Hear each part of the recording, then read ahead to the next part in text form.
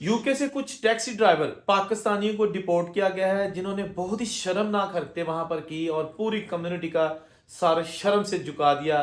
उन्होंने छोटी उम्र की जो बच्चियां थी उनको कैसे बरगलाया, कैसे उनको ब्लैकमेल किया, नशे पर लगा दिया, उनके साथ ज्यादती की। बहुत सारी ऐसी थी जो बेचारी हामला भी हो गई।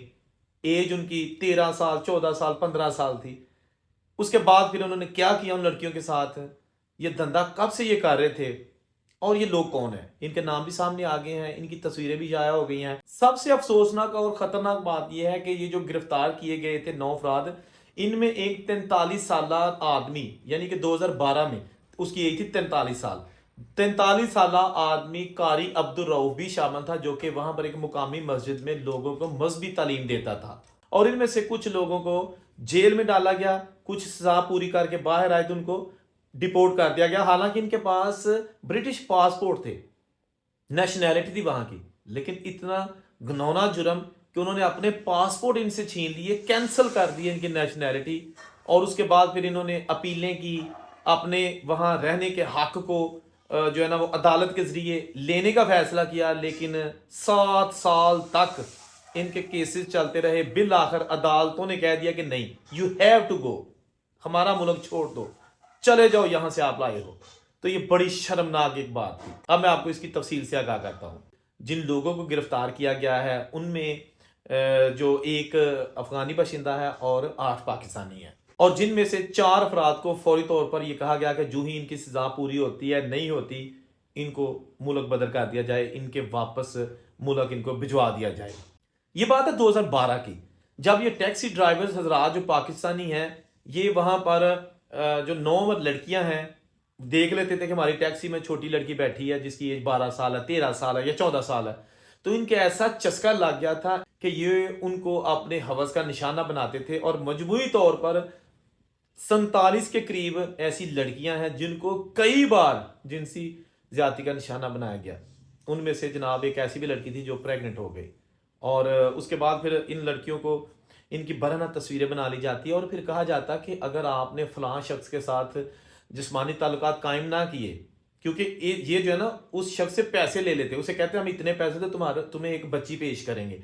तो ये उन लड़कियों को ब्लैकमेल करके उनके पास भी भिजवाते रहे। इंतहाई घिनौना जुर्म ये एक बिजनेस के तौर पे करते रहे। बेसिकली ये टैक्सी ड्राइवर्स थे, वहां पे टैक्सी चलाते थे। यहाँ सबसे अफसोसनाक बात यह है कि ये जो गिरफ्तार किए गए थे लोग, इनमें एक उस वक्त यानी 2012 में 43 साल अब्दुल रऊफ, कारी अब्दुल रऊफ नामी भी शख्स शामिल था, जो मुकामी मस्जिद में इमाम था और साथ बच्चियों और बच्चों को दीनी तालीम भी देता था। और उसने जनाब इस बहती गंगा से उसने भी हाथ धोए और उसने भी छोटी बच्चियों के साथ जिनसी ताल्लुकात कायम किए। और उसके बाद फिर जनाब उसने एक लड़की जो थी उसको कहा कि आपकी को और भी अगर सहेलियां हैं छोटी उम्र की तो उन्हें लेके आओ, ताकि अगर वो पैसे ले लें और दूसरे लोगों के साथ जिस्मानी ताल्लुकात कायम करें। ये सारी चीज़ें उन बच्चियों ने जनाब कोर्ट में या जब भी उनसे इन्वेस्टिगेशन की गई तो उन्होंने बता दी। और इस तरह इस कारी ने जो घिनौना काम किया, क्या उसके बाद फिर जो एक शरीफ इंसान बाहर के मुल्कों में रहता है, जो एक पाकबाज फैमिलीज हक हलाल का रिजक कमाने के लिए वहां पे गई हुई हैं, उनके सारे यकीनन शर्म से झुक गए होंगे कि अगर ये लोग इस तरह की हरकतें करते हैं तो फिर जो आम लफंटर हैं उनका तो अल्लाह ही हाफिज है। तो एक 42 साल का आदिल खान नामी शख्स, जिसकी 2012 में ही थी 42 साल, और अब ऑफकोर्स वो इससे भी ज्यादा एज का हो चुका है, उसने भी जनाब एक 13 या 14 साल की लड़की थी जिसको हामला कर दिया था, उसके साथ ज्यादती की और हामला हो गई। और उसके बाद फिर जनाब अदालत में इसको भी बड़ी हकारत की निगाह से देखते हुए सजा सुनाई गई, जेल भिजवाया गया। तो इसने भी जब अब देखें कि ये 5 बच्चों के जो है ना वो बाप है। तो अब आपको बताते हैं कि इनके जुराइम क्या थे और इनके नाम क्या है। इनका नाम है जी कारी अब्दुल रऊफ। 2012 में जब इन्होंने जुर्म किया था उस वक्त इनकी एज थी 43 साल, और ये जनाब डेली रोड रॉचडेल के रहायशी हैं। ये भी जनाब इस कारी साहब का कारनामा था, जिनको कारी साहब कम और दरिंदा जो है ना वो कहना मेरा ख्याल ज्यादा जरूरी है। इसके बाद जनाब आदिल खान, जिनकी एज उस वक्त 42 साल थी और वो भी जनाब रॉचडेल के ही रहायशी थे, उन्होंने भी जनाब एक 13 साल लड़की को प्रेग्नेंट कर दिया था, हामला कर दिया था। और उसके बाद जनाब आप देख सकते हैं कि ये कितना घिनौना जुर्म है कि बच्चियों को ये लोग नहीं छोड़ रहे थे वहां पे। ان کو جناب پھر وہاں پر جناب 8 سال کی سزا سنا دی گئی جیل کی. پھر اس کے بعد جناب کیا کہتے ہیں محمد ساجد ہیں, ٹھیک ہے نا, 35 سال ان کی ایج تھی. یہ جناب روچ ڈیل کے یہ بھی رہائشی تھے, اور انہوں نے بھی جناب 16 سال سے جو کم عمر لڑکیاں تھیں اس کے ساتھ جو کچھ بھی کیا, آپ کو کیا بار بار میں کہوں, شرم آ رہی ہے. ان کو 12 سال کی جیل کی سزا سنا دی گئی. اس کے ساتھ ساتھ ایک تھے محمد امین, جن کی ایج اس وقت 45 سال تھی, اور وہ بھی ٹیکسی چلاتے تھے, ایگل ٹیکسی, اور یہ جناب 14 سال کے لیے جیل چلے گئے. اور یہ بھی جناب ان کا بھی وہی قصور, جیسا کہ میں نے پہلے آپ کو بتایا کہ ٹوٹل 47 کے قریب لڑکیاں تھیں جن کے ساتھ یہ گنونا جرم کرتے رہے, اور کئی بار کیا. اچھا, اس کے بعد ہے جناب حامد صافی, 22 سال ان کی ایج ہے. ان کا تعلق افغانستان سے تھا, اور ان کا قصور بھی وہی تھا لڑکیوں کے ساتھ جو بھی انہوں نے گنونا جرم کیا, اور ان کو بھی جناب 4 سال کی جیل کی سزا سنا دی گئی. اور اس کے بعد انہوں نے کہا تھا کہ جب یہ جیل کی ان کی سزا ختم ہوگی ان کو فوری طور پر افغانستان ڈیپورٹ کر دیا جائے گا. عبدالقیوم پاکستانی, 44 سال ان کی ایج ہے اس وقت, اور رامسے اسٹریٹ روچ ڈیل ان کی رہائش تھی. ان کو جناب 5 سال کی جیل کی سزا سنا دی گئی ہے, قصور وہی. اچھا, اب جناب جو عادل خان ہے اور قاری عبدالرؤف ہے, ان دونوں کو ڈیپورٹ کر دیا گیا ہے. انہوں نے ان کو سزا تھوڑی تھی, جب یہ اپنی سزا سے پہلے ان کو رہا کر دیا گیا تھا کہ ان کو ڈیپورٹ کرنا ہے, لیکن انہوں نے ڈیپورٹ ہونے سے پہلے ہی قانونی جنگ لڑنے کا فیصلہ کیا تھا قاری عبدالرؤف نے اور عادل خان نے, کہ ہم سے نیشنلٹی چھین لی گئی ہے, ہمارے پیپر بنے ہوئے تھے پکے پیپر, یہ غلط ہوا ہے. تو انہوں نے اپیل کا حق تھا تو اپیل کی تھی وہاں کی عدالت میں, تو ان کا کیس چلتا رہا. کیس چلنے میں بڑے پیسے خرچ ہوتے ہیں. تو ایک عدالت نے ان کا کیس ریجیکٹ کیا کہ نہیں, آپ کا جرم بہت برا تھا, لہٰذا آپ کو ہم یہاں نہیں رکھ سکتے, آپ معاشرے کے لیے خطرہ ہو. اس کے بعد انہوں نے پھر اپیل کی. اس طرح انہوں نے 7 سال گزار دیے اور اپیلیں کرتے رہے کہ کسی طریقے سے ہمیں یو کے سے نہ نکالا جا سکے, ہماری جو نیشنلٹی کینسل کی گئی ہے, ہمارا جو پاسپورٹ منسوخ کیا گیا ہے برٹش پاسپورٹ, وہ بحال کیا جائے, ہم یو کے میں نئی زندگی سٹارٹ کرنا چاہتے ہیں. لیکن ان کے تمام اپیلیں ریجیکٹ ہو چکی ہیں, اور بالآخر ان کو پاکستان ڈیپورٹ کر دیا گیا. اس کے ساتھ ساتھ انہوں نے یہ بھی کہا تھا عدالت میں کہ اگر آپ نے ہمیں ڈیپورٹ کر دیا تو ہمارے جو یہاں پہ بچے ہیں, ہم ان کی تربیت کرنا چاہتے ہیں, ہم ان کو اچھا شہری بنانا چاہتے ہیں, کیا اچھا ہے کیا برا ہے.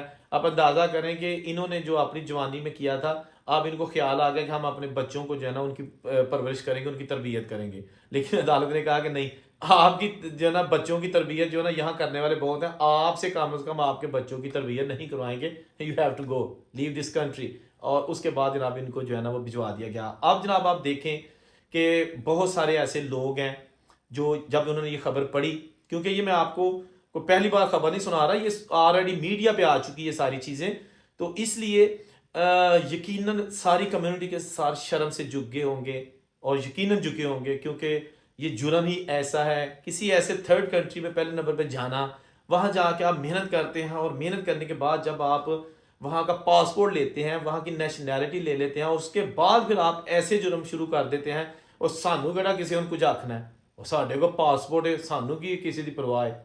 لیکن جو پاسپورٹ آپ کو دیتے ہیں نا, ان کو لینا بھی آتا ہے. یہ مت سمجھا کریں کہ ہن پاسپورٹ آ گیا تو ہن جو مرضی کریں گے, دادا گیری کریں گے, سانو کہڑا کسی پوچھنا. ایسا نہیں ہوتا, باہر کے ملکوں میں ایسا نہیں ہوتا. آپ کو جب پاسپورٹ مل جاتا ہے تو آپ پر اور ذمہ داری آ جاتی ہے, کیونکہ اب آپ اس ملک کے شہری ہیں, آپ سٹیزن ہیں اس کنٹری کے, کوئی بھی کنٹری ہے. اس کے ساتھ ساتھ آپ اپنی فیملی کے ساتھ وہاں پہ رہ رہے ہیں.